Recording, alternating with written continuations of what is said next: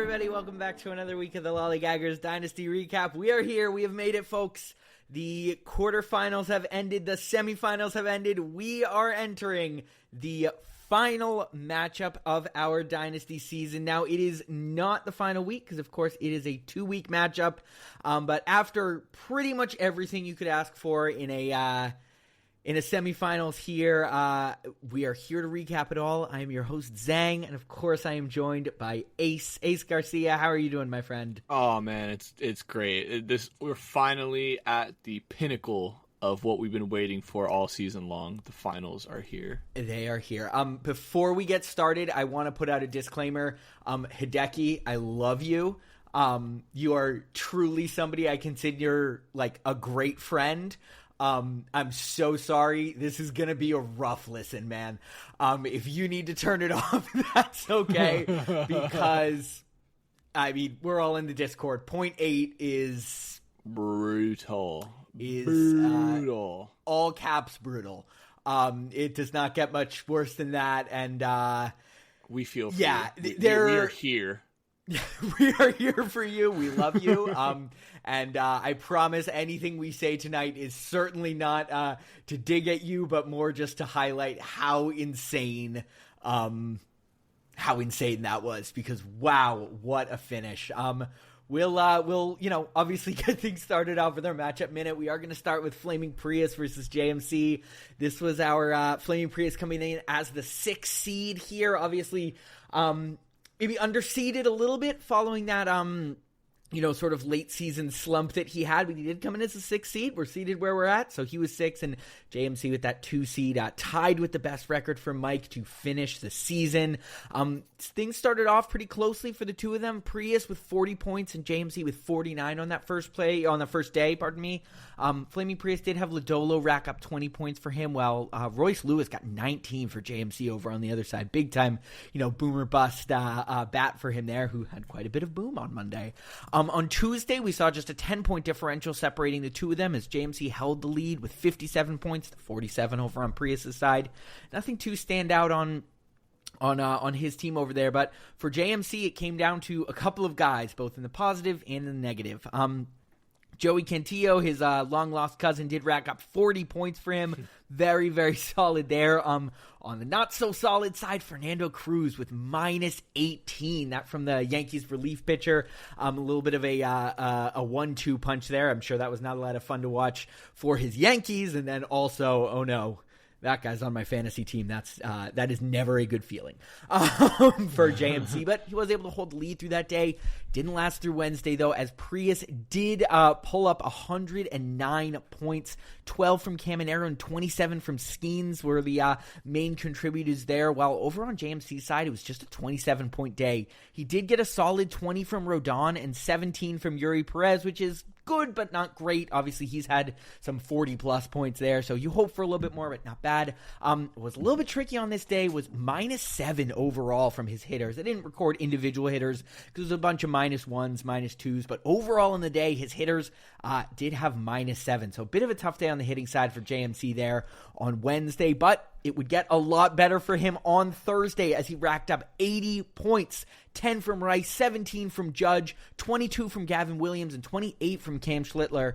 And it was just a disastrous day over on Prius' side with just 5 points being tallied for him on that day. That did give JMC the chance to take the lead back from him, and he held that lead again through Thursday when we saw Aaron Judge and his 10 points help him out there. 25 from Luis Castillo that contributed to Flaming Prius' 52 total points on that day. This was the day of the JP Sears incident that we sort of discussed in the Discord. Obviously, unfortunately, JMC, his starters locked before he was able to get JP Sears in. So he did have him on the roster. He had the starts available, but the other starters had locked, which meant he couldn't get him in. In the end, didn't matter a lot. Sears only tallied 7 points on the day, so it won't keep him up at night. Let's just say that. This was also, I just want to point out, Tanner Scott, you are awful. Take 1. Yeah. Oof. We will get to him later, but this is take 1 today with a minus 10 and the first blown save This was also the inevitable the day Detroit, the city of Detroit, the entire city's heartbeat skipped for like 1 second when Tarek Skubal got pulled, and basically every Tigers fan in existence kind of felt a disturbance in the force, even if Flaming Prius if you weren't really watching the games. So this just goes to show, obviously, we know who came on top in this matchup, but this just goes to show that Flaming battled through insane adversity to come away with a win here. Yeah, for a guy who is so reliant on his pitching staff, and obviously Tarek Skubal is going to be a big part of that. To have him leave his start early, and oh gosh, for a second that looked bad. It looked like he was grabbing for an oblique. Like that is about as bad as it gets for a pitcher. Sounds like he's clear. He said he's going to make his next start. So Prius, especially considering his situation now, is probably pretty thankful for that. But yeah, bit of a crazy day on Friday, sort of in the real world baseball and in the fantasy baseball when it came to that. Saturday was also a bit of a crazy day. We had 10 from Ballesteros and 15 from Scherzer on JMC's side, as he did tally 87 points, but it was the 147 that would allow Flaming Prius to take the lead from him. Let me take a deep breath before I read this list. 10 from Caminero, 11 from Rooker, 25 from Brandon Sproat, 26 from Hunter Brown, just 15 from Max Fried, which, of course, not in the negatives or anything, but you do typically expect a little bit more from that guy. It was yeah. Go ahead. When Brandon Sproat's giving you 25, you can afford. And, that is, I mean, that's so funny that Prius were lauding his pitching staff all the time, and then of course he has a bunch of these young Mets too that are all like coming up and dominating. It's crazy. It was relatively close coming in on Friday. I think it was about 50 points that JMC would have needed to make up. He did have a starter going, while Prius also had a starter going, but we'll get to that. Lodolo only racked up 2 points, wasn't a lot for him there. Caminero with 9 helped Prius total his 45, and although JMC did record 47, obviously, as we mentioned, he would have needed to make up about 50 points. So the number 2 seeded JMC does fall to Flaming Prius, who has punched his ticket to the LG World Series, the Lollygagger World Series.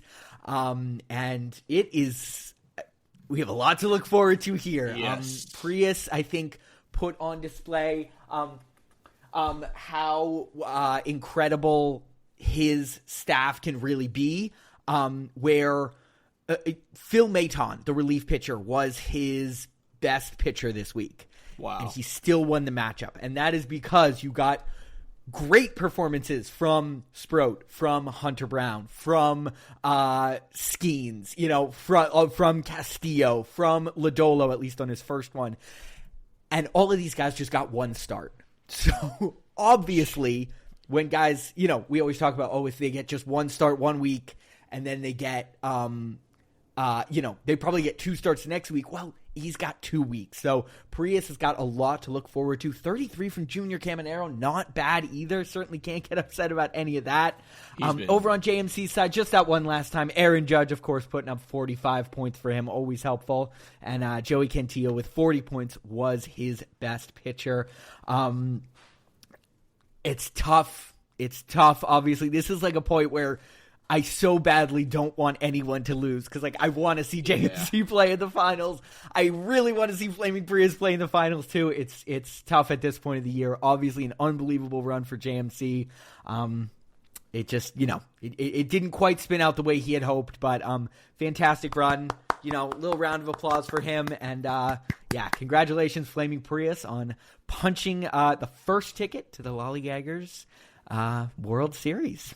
Yeah, the inaugural Dynasty World Series for the Lollygaggers. Definitely. I think I could totally be wrong here, but I'm going to have to go back and look at the footage. I'm almost positive that this is the matchup that I predicted way back during the All-Star break. I believe it is, yeah. So we'll have to take a look at this later on, but basically everything that I predicted, minus Oki making it, came to pass. I missed. Flaming and Mike are the 2 finalists. I have no idea who's going to win this matchup, but man, I am. Let's just rip it off for Hideki. Yeah, we'll get there. Before we go too far, I do want to mention Aaron Judge, of course, one of our best batters on the week, assuming his usual place there where he seems to spend quite a bit of his time. We will now slide down, of course, to our second matchup. It was Hideki versus Mike.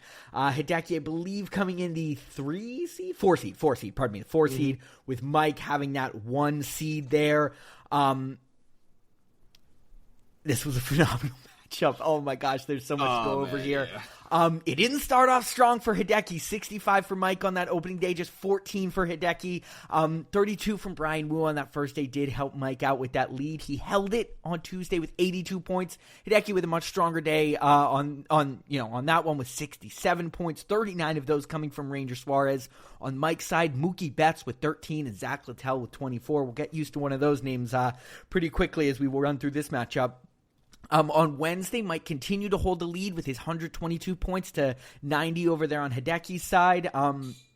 Jake Berger had 20 points. Damn it. I just remembered when this happened, I meant to cut the clip of that White Sox fan being like, the best hitter on our team is Jake Berger. And of course, I just remember it as we're recording. So pull that up on Twitter if you can find it. Imagine that I just hit the sound drop. But yeah, 20 points from Jake Berger. That's awesome. Logan Gilbert and Eduardo Rodriguez, when I typed these in, I had to make sure I didn't switch them up because Gilbert had 17 and Erod had 34. Certainly seems like it should be the other way around, but, it is the way it is. It is as I mentioned, that name we're going to get pretty familiar with. Mookie Betts with 19 points on Wednesday for Mike. This was, of course, that 122 day I mentioned for him. Christopher Sanchez with 30 and Tyler Wells with 32. Hideki hit up 162 points on Thursday, one day for each game of the season. It wouldn't be enough to give him the lead, though, as Mike would tally up 68 points, which I believe held him 2 points ahead of Hideki at that point. Shane Smith had 25 points on that day. Stephen Kolek had 29. Over on Mike's side, Randy Vasquez had 36, but the star of the show was one Kevin Gausman with his 54-point complete game shutout. Absolutely backpacked the Blue Jays and Hideki. Yeah, I was going to say. Right back into this matchup. Fuck the Blue Jays, man. He had Hideki in this game. This was insane. So what it looked like it was completely out of reach. Gausman basically single-handedly pulled it back in, and we would see that on Friday as Hideki would finally take the lead back, 51-39 on that day. 10 from Machado, 10 from Altuve over on Mike's side as well. But on Saturday, Mike would rip that lead back from him, 76-91 for Hideki and Mike respectively. Salvador Perez had 15, Machado with another 13, and Ryan Nelson with 25 for Hideki. Over on Mike's side, we saw that familiar name of Brian Wu, who tallied up 35 points. Jesus Christ, 35 points. He's insane. What's a little tricky, thought this was going to be a big day for Mike, -7 from Hunter Green. Not just not a good start, but a bad start. Little league ballparks, man. Yeah, the Athletics. What just got torched. Yeah. It was rough. Really 2 homers, 4 walks, 5 earned runs. It was just not a great day. Yeah, that was, I think, the night that Nick Kurtz hit a ball like 490-something feet. Yes, he hit the longest home run of 2025 so far. Nobody hit 500-footer. I'm like, no 500. Yeah, that's true. Yeah. Which is kind of again in that ballpark with like how the air is there. I know the ball just flies. I think Dallas Braden said he melted it, which I think is one of the best calls I've heard. That's awesome. Yeah, I'm shocked nobody's done it in Colorado. Usually we get at least one 500-footer in Colorado. But what was his name? Nomar Mazara hit the longest home run I've seen in my life. I think it was in Colorado. I was like, what is Nomar Mazara of all people doing hitting this home run? Yeah, I saw in like 2019 Stanton, or something. I saw Stanton put one out of Dodger Stadium. So. Oh, that's right. Oh my God, I remember that one. I remember that one. I was like, I didn't even realize we could hit like balls could go that far. They can use that park. Yeah, literally. And I was like, for him, got a dent in their Toyota Corolla. No, seriously, that'd be the best dent ever. Yeah, put a little sign on it like dented by Stanton. I'd try to get him to sign my car after that. Dude. Of course, this is all delaying the inevitable final day. Mike all but conceded. He thought it was over. Hideki did have Framber going on this day. Mike had nobody. His pitching staff was waxed from using those final 2 starts on that last day, so didn't have any starting pitchers, didn't have any relief pitchers. Mike did tally up 55 points, 13 from both Raleigh and Alonso, 10 from Betts, and 11 from J-Rod. Hideki had a strong day with his batters, 13 from Salvador Perez. Polanco and Bobby Witt Jr. both had 10 points. Springer with 13 points. But remember when we talked about not good starts, but bad starts? Yeah. Mr. Consistent, Framber Valdez, crosses up his catcher, had -5 points on the day.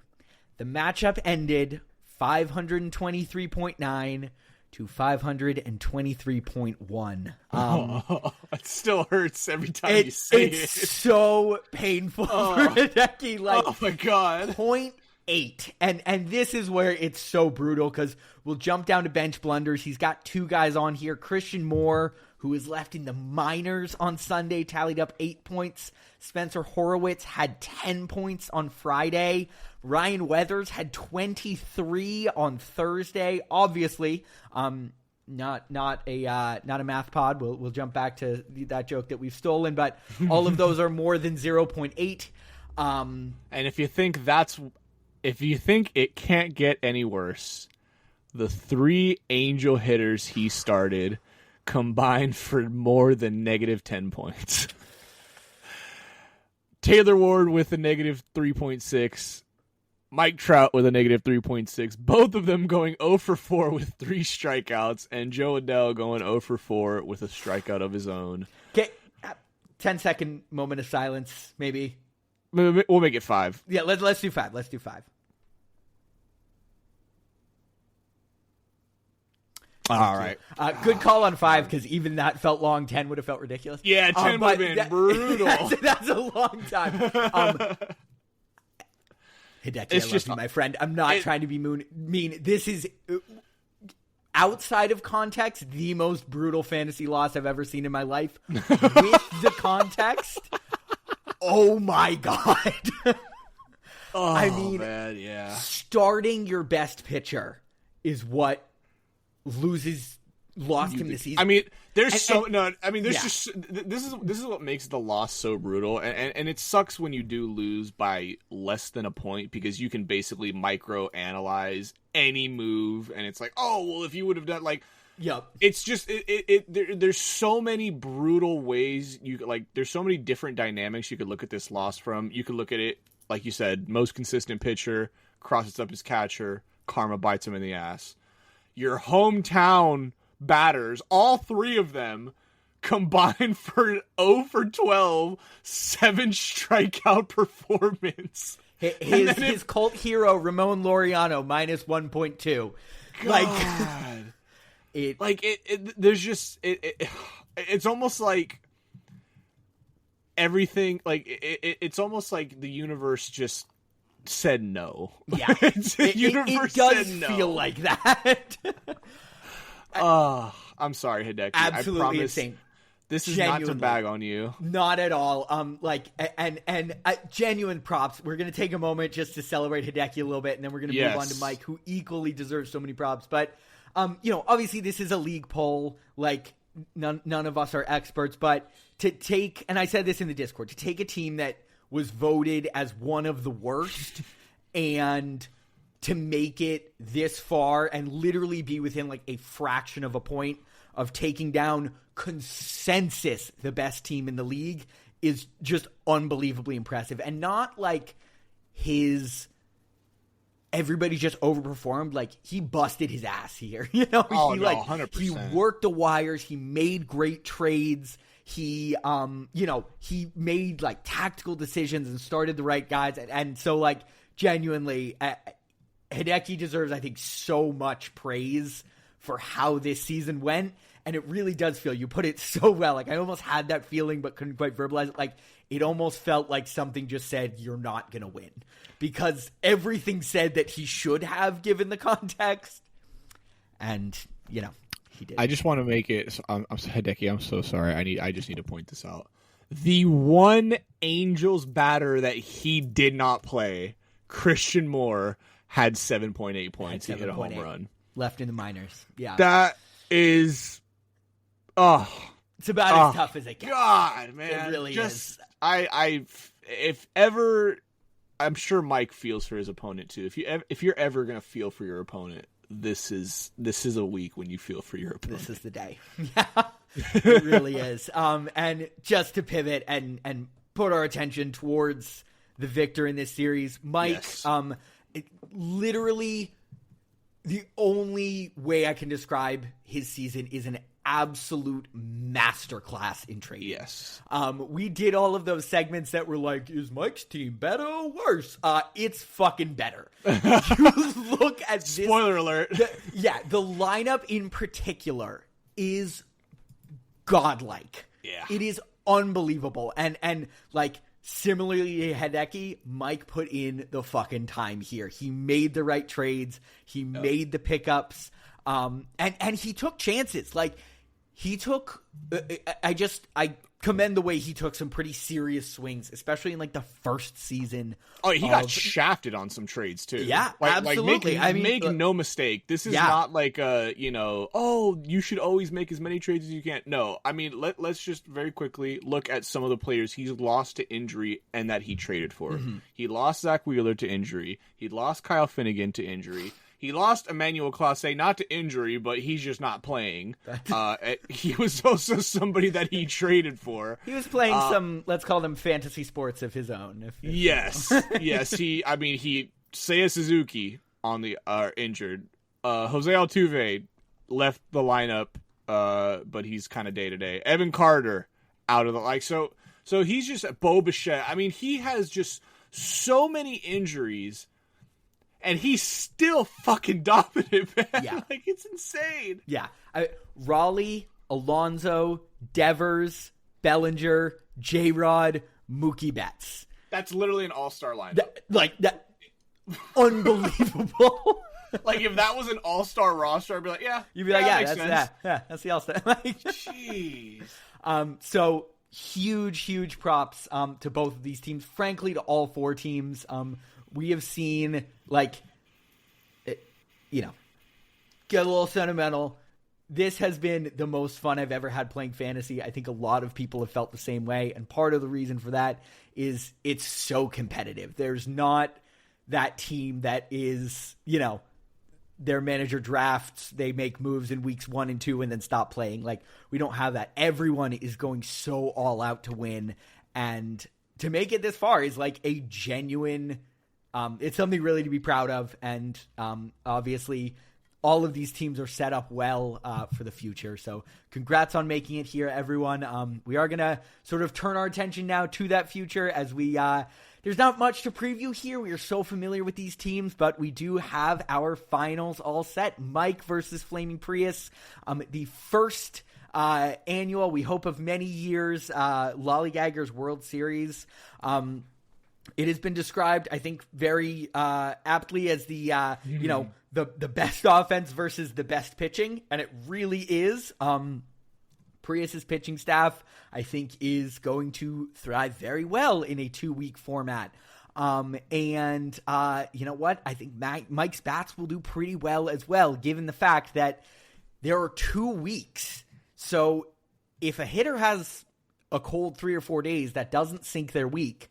Because it's 2 weeks. This is a 14-day matchup. Oh, baby. Oh, man. I am absolute so excited. Cinema. Absolute cinema. Martin Scorsese. Absolute cinema. We know these teams. We know how they got there. Obviously, we've previewed it making our way in. Ace, my friend, who do you have taking home the crown of the first Lollygaggers World Series? It's a lot to debate. There's obviously so much riding for both of these teams. However, if there's one thing, I am many, if all, but consistent. So with that being said, I'm going to go with the guy who has and had the entire year the single best pitching rotation in our entire league. Give me the underdog, baby. 6-seed wild card, Flaming Prius to hit the massive upset against the number 1 seeded Mike Copeland. Mike, it's nothing against you, sir. You have an insane team, and you could very well win, and I wouldn't be shocked one single bit. I just think for where my money is, pitching makes or breaks you, and we've seen it time and time again. We saw it in your last matchup, Mike, with Hideki. So with that all being said, Tarek Skubal looks like he's coming back healthy. I like Prius's chances in this one. As you were talking, first of all, thank you for reminding me of that. This is a 6-1 matchup. We didn't highlight that before this started. That is so awesome just from a, drama perspective. It doesn't feel like it. It does feel like not at all. I mean, and to be honest, as I was thinking about it, I was kind of like, man, I mean, most of these teams going up against each other would feel like, yep, these are two of the best teams. But this really does not feel like a 6-1 matchup. This feels like, just a Goliath versus Goliath, if you will. We were kind of joking around before the program. They say good podcasting means the hosts always disagree. Not always disagree, but often disagree. You don't want to hear two people just go, yeah, that's a great point. Yeah, I totally agree. Right. You want some discussion. I, as you were saying, everything went back and forth about 6 times. I cannot feel confident in picking either one of these teams because it's going to be so close. But not for that reason. I do actually feel this. I think that Mike is going to take the victory. His team has shown out so much in big spots. I am cognizant of the fact that key pitchers can sometimes be rested down the stretch, especially in the last week or two. And if we're thinking about the, Prius's teams, Pirates and Tigers, obviously having Skeens and Skubal respectively, Pirates are out of it. Wouldn't surprise me if they skip a start, keep Skeens a little bit healthier. Just, not risk that his elbow exploded in the last start of the season. Right. Skubal, especially after the injury, they might rest him a little bit. And Mike, famously, having the original team name, and I think our first ever Dynasty League, I think his team was called Too Many Mariners, does have a lot of Mariners. Yes. And they are currently in a battle to hold on to the division. So they are not going to be resting people. Right. They are not going to be, kind of risking it in that sense with their batters or their pitchers. So I do have Mike taking our our first annual Lollygaggers World Series. I, again, obviously didn't plan this, but I love that we have different picks. Yeah. I think that's we didn't fun. discuss our picks before the show, by the way. I just want to make that clear. That this was totally unscripted, just based on entirely what we thought. And for what it's worth, just because I'm able to pull up projections now, Flaming Prius is projected to win the matchup 53% to 47%. He is projected to score 805 points to Mike Cope 784. So this is, 20 points is nothing. That could swing either way in the blink of an eye. All it takes is one guy to just pop off for a 2-home run game or something like that. Yeah, that's so home runs with guys on base. That's 20 points right there. Literally, this could. I'm honestly shocked it's not 50-50, but again, maybe it's giving like you mentioned, it's not maybe taking into account some of the resting that some of these pitchers might go into. It's because Paul Skeens is projected, 116 in this cycle. Jesus fucking Christ. That's so funny. Obviously, they usually go under on the projections because they don't want. That's so funny. But that's hilarious. That's just hilarious to me that he's. But it wouldn't surprise any of us. No, the funniest part. We're not at all. If he pulled off 3 somehow, it'd be insane if he got off 3 starts in this 14-day period. But not impossible. Not impossible, but yeah, he is. If anybody could do it, it's him. Yeah, So that's for sure. First day's worth of starters. Let me just take a quick look. If everybody goes on regular rest, the first day's worth of starters, I think could hit 3 starts. So yeah, Ashcraft and Pepio for Prius, and then over on Mike's team, let's see who we've got on that Monday. Zach Littell is his guy. Yep. So we shall see. There is a lot to look forward to. Full transparency, we don't totally have a plan for next week. We might do an episode. We might not do an episode. We'll see how things go. Obviously, as you all know, we're doubling up on another show now. So I think we'll have to kind of see where things are at. We might do some stuff kind of after the season, try and stretch it out a little bit. If, we're feeling really antsy, we might end up firing a show up next Sunday. So we'll try and kind of keep you updated on that later in the week and kind of let you know whether to expect it or not. But we will know something the next time we speak. And it may be the winner of the Lollygaggers World Series. It may be, who is ahead. So we are, I cannot wait to recap all of that. It is going to be so much fun. Thank you all for this incredible ride that we've been on. I can only imagine the last 2 weeks are going to be as fun as the rest of it. And we will see you next time. Have a good one, everybody. Take care. You know what that makes you, Larry? Lollygaggers. Lollygaggers.